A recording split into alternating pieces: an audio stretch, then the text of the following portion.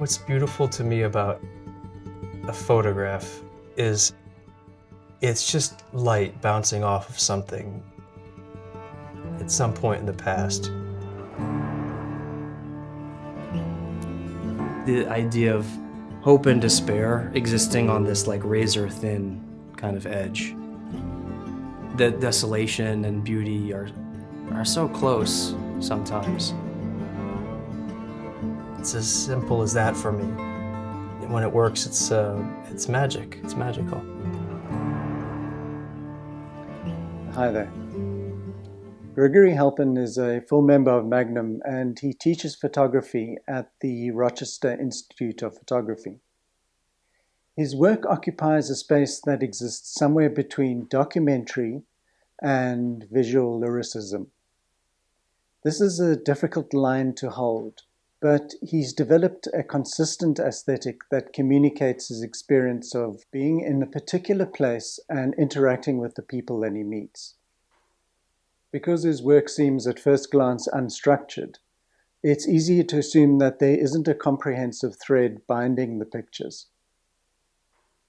Even though it's sometimes difficult discussing or deconstructing work that is purposely ambiguous, I'm going to have a go. You'll have to make your own minds up about his work as well as about my interpretations, but I'll be interested to read your comments. Halpern says that he's primarily motivated by the desire to create rather than to document, and what interests him about the world is its chaos and contradictions. He's skeptical about the ability of photography to truthfully reflect or capture the world. Photographs are always filtered through the subjective view of the photographer. So he makes this understanding the starting point for his engagement with any subject.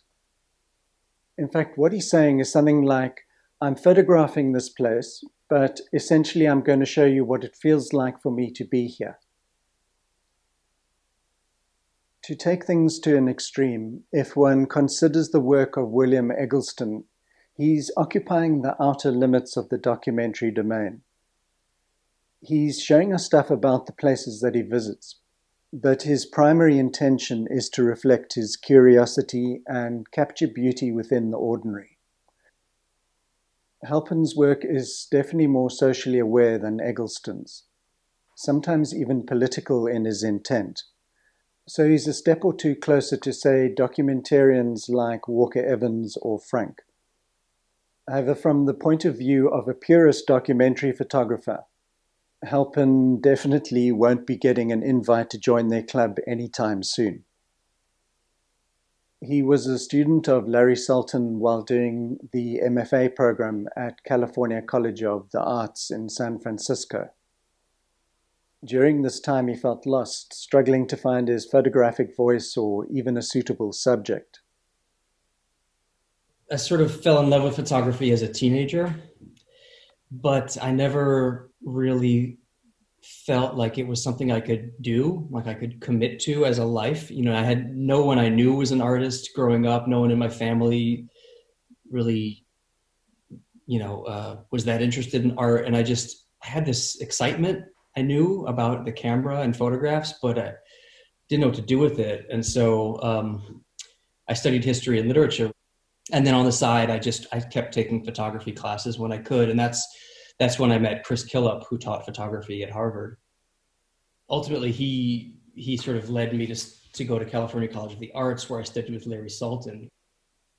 But he said, if you're going to go to graduate school, you have to study with Larry. That was it. Eventually, he decided to explore his response to LA as well as its surroundings. The photographs for his book Zizzix have been described as a dystopian view of Los Angeles, as well as a mix of documentary and science fiction. The title Zizzix comes from the name of a small village between Los Angeles and Las Vegas. The story behind this strangely named place was that a guy was squatting on a particular bit of land and called it Zizzix, and it's just stuck. For this work, he held an ambiguous position between being repelled by the chaos and visually attracted to the contradictions that he saw. Slowly, he was able to mold a visual language that defined this work, as well as all of the projects that followed.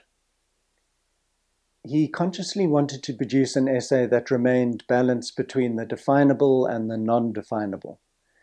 These terms might not be the best to describe his work, so I'm going to read what he wrote concerning his intent for the project. I wanted to make a book that, in its edit and range, was unwieldy and unpredictable, that struggled to hold itself together yet somehow does, like the city of Los Angeles itself. I felt like Los Angeles was such a fascinating place, in part because it was really confusing. I mean, there was just such extreme beauty and ugliness right next to each other all the time. Mm-hmm. The sunlight and the color palette was so saturated in a way that I wasn't used to. And I was thinking about what would happen if, photographically you sort of try to embrace all of those extremes and all of those contradictions and put it all together. A project needs containers, it needs a container, and often the container is like a set of words or a statement or something that describes what is inside the project, and that helps you focus, right? But then I was thinking about, what if we make a sort of a giant container for this project that embraces all of the contradictions and idiosyncrasies of Los Angeles and puts it all together to the point where it almost can't hold itself together, like where it almost feels like the project is falling apart. So what he's done is set aside many of the formal conventions associated with straight documentary photography in favor of something that is more poetic. I think he's managed to achieve what he set out to do, and the book has definitely been recognized as a significant accomplishment. It won the Paris Photo Aperture Foundation Photo Book of the Year Award in 2016. The apparent looseness of the work is deceptive. I've seen lots of projects that attempt to achieve this unstructured, lyrical look, but somehow they fall short. The photographers might have achieved a similar aesthetic, but only on a superficial level. What's often lacking for me is the meaning component of their communication. To achieve a level of creative expression, it's not enough to say something like, "These pictures are my lived experience of a particular place." There are certain realities that come into play, even in the art world. The rubber hits the road when the viewer looks and responds to the work, and either they feel something or they don't. In Halpern's case, I definitely get a sense of place, but more importantly, I get a sense of him experiencing each situation and the people that he meets along the way. Creating work like this requires that one walks a fine line between rigor and formlessness.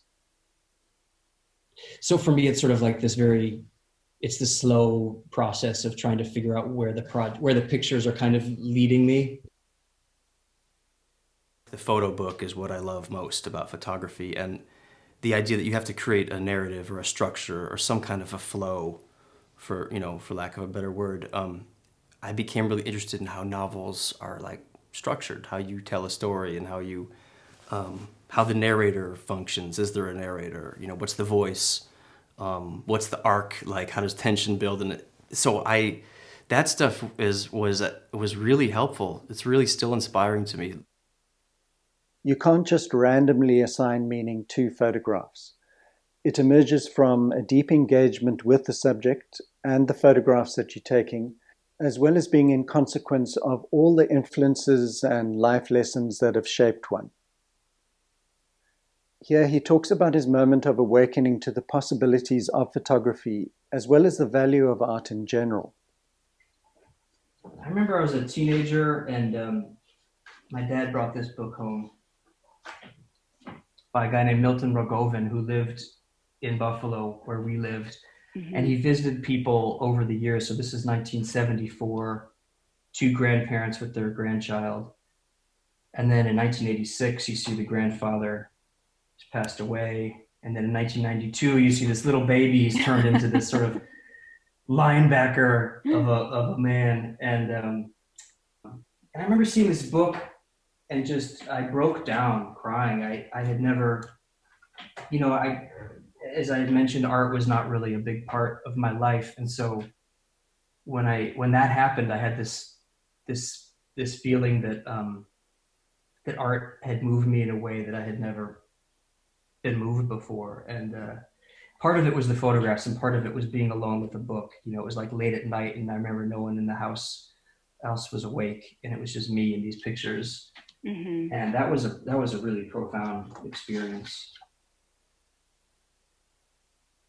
Halpern also managed to struggle through a dark night of the creative soul during his time at the university, when he was clueless about what direction to take.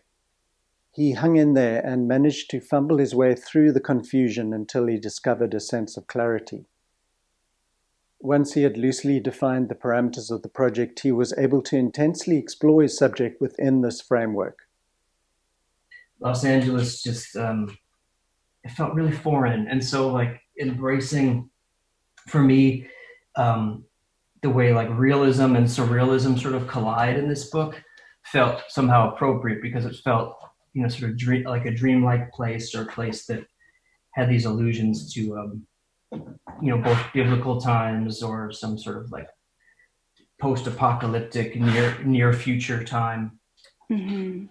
So it felt like a different aesthetic and a different approach was the right thing to do there. I found that the process of building a highly personal body of work requires that one continuously alternates between periods of being open and generous with oneself, and others in which one is more deliberate and exacting. I want to shift now to work that he produced in and around Buffalo in New York State. The essays King, Queen, Knave, and 19 Winters, 7 Springs. Halpern grew up in the city during the 80s and 90s, when it was down in its luck. Despite the decay, or probably because of it, he found the city magical. He remembers fondly the times when he and his brother explored abandoned buildings. And it was the adventure of exploring these places that sparked his desire to bring a blend of realism with surrealism to his photography. From the time that he was studying at university in California, he would return frequently to his hometown to make pictures. He allowed the project to stretch over 2 decades. In a way, he didn't want the project to reach completion because he enjoyed tinkering with this familiar turf. During the process of building this body of work, he was happy to hold an uncertain position between being an insider as well as an outsider. The presence of opposites is very apparent in his work. For these photographs of Buffalo, hope and despair are almost constantly in evidence. I'm going to end the video with a few more pictures from the Buffalo area, as well as some of Halpern's thoughts on the book King, Queen, Knave. I hope that you enjoyed the work. Remember to leave a few comments and let me know what you think, and I'll see you next time. The book opens with a white animal, a deer, and her name is April. White animals have been important in mythology and religion, and I, too, had trouble resisting my fascination with April and visited her time and time again, and it felt appropriate to have her come back in the book. So 3 times she appears, and I'm also interested very much in the idea of cycles, so that the book itself becomes a cycle. And at a certain point, it felt important to sort of embrace a muted, dirty kind of white, and to create almost a color palette that felt appropriate to this place. A lack of color, which is what happens after months of sun. It feels as though the sun is absent for long stretches, and I wanted that heaviness to to open the book. Opposites, you'll see black and white, light and dark, desaturation and saturation, hope and despair, sort of literal opposites and metaphorical opposites. I'm fascinated by and excited by, and opposites sometimes belong right next to each other.